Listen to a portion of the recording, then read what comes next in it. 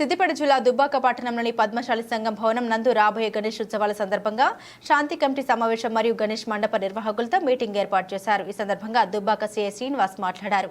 ప్రజలందరూ శాంతియుత వాతావరణంలో పండుగను జరుపుకోవాలి, ఎటువంటి అవాంఛనీయ సంఘటన జరగకుండా ఇతరులకు ఇబ్బంది కలగకుండా పండుగను జరుపుకోవాలని మరియు మట్టి వినాయకులు పెట్టాలి, ఆన్లైన్లో అప్లికేషన్ చేసుకోవాలి, జిరాక్స్ పోలీస్ స్టేషన్లో సమర్పించాలి, విగ్రహ మండపం ఏర్పాటు విషయంలో పకడ్బందీగా నిర్మించుకోవాలి. ఈ కార్యక్రమంలో Dubbaka CI Srinivas, SI Gangaraju, MRO Venkatareddy, current AE Ramanjaneyulu, head constable Harisingh, municipal అధికారులు దిలీప్, ప్రవీణ్, ఫైర్ అధికారులు, కుల సంఘాల నాయకులు ఖలీల్, చందుపాషా, ఆసిఫ్, గాజుల తిరుపతి యువజన సంఘాల నాయకులు, నిర్వాహకులు పాల్గొన్నారు.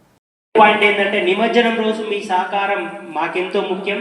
మాకే కాదు, నిమజ్జనం రోజు అండ్ ప్యాండల్స్ ఏర్పాటు చేసినప్పుడు నాకు మీ వైపు నుంచి రిక్వెస్ట్ ఏంటంటే కొంచెం మీరు ప్యాండల్స్ ఏర్పాటు చేసేటప్పుడు మూమెంట్ అంటే వెహికల్ మూమెంట్ పోయేటట్టు చూడండి.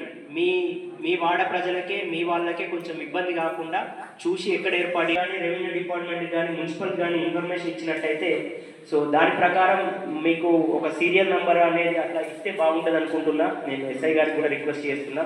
ఒక్కొక్క మండపానికి ఒక్కొక్క సీరియల్ నెంబర్ అనేది ఇస్తే ఆ రకంగా జనరల్గా కొన్ని పెద్ద పెద్ద టౌన్లలో ఈ పద్ధతి పాటిస్తారు. అట్లా ఇచ్చినట్టయితే మీ సీరియల్ నెంబర్ ప్రకారం కొంచెం పేషెన్స్గా ఉండి చేయాలి. మూడోది, వర్షాలు బాగా పడుతున్నాయి, ప్రతి చెరువులో నీళ్లు ఉన్నాయి. సో దుబ్బాకలో అంటే ఇక్కడ అరేంజ్మెంట్స్ ఉంటారు, ఇక్కడ మనుషులు ఉంటారు, గజ ఈతగాళ్ళు ఉంటారు. కానీ చిన్న చిన్న చెరువులు విలేజ్లలో నిమజ్జనం చేసేటప్పుడు అక్కడ మేము ఎంపీడీఓ గారితో మాట్లాడి పంచాయత్ సెక్రటరీతో మాట్లాడి ఒక డ్రౌనింగ్ కేసు కానీ అంటే ఒక ఇల్లు పోలి చనిపోవడం కానీ ఒక కరెంట్ షాక్ కొట్టి చనిపోవడం కానీ ఎక్కడ కూడా జరగలే. చాలా సంతోషం. ఈ కమిట్మెంట్ అనేది మనం ఇప్పుడు ఈ వినాయక చవితికి సంబంధించి కూడా మా సిపి మేడం టార్గెట్ పెట్టుకుంది. టార్గెట్ ఏంటంటే ఈ 11 days లేకపోతే 13 days ఒక్క డెత్ కూడా కావద్దు ఎట్టి పరిస్థితుల్లో. ఎందుకంటే ప్రతి మండలల్లో చాలా ప్లేస్లల్లో ఏదో ఒక సంఘటన జరుగుతాయి.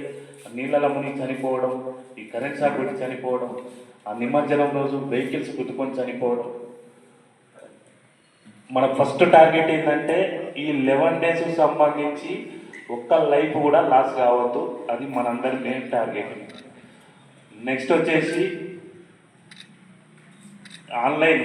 ఈ ఆన్లైన్ అప్లికేషన్స్ అనేది వాస్తవానికి ఆన్లైన్ అప్లికేషన్ అదొక అప్లై చేసిన తర్వాత మీరు ఒక హార్డ్ కాపీ దాన్ని ప్రింట్ తీసి పిఎస్లో సబ్మిట్ చేయాల్సి ఉంటుంది.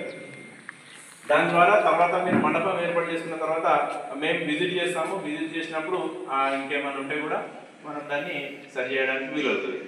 ఫస్ట్ మీ మండపాలు ఏర్పాటు చేయడానికి ఎంచుకునే ప్లేసు ఏదైనా ఎక్కడ కూడా అక్కడ అబ్జెక్షనబుల్ ప్లేస్ అయి ఉండకూడదు.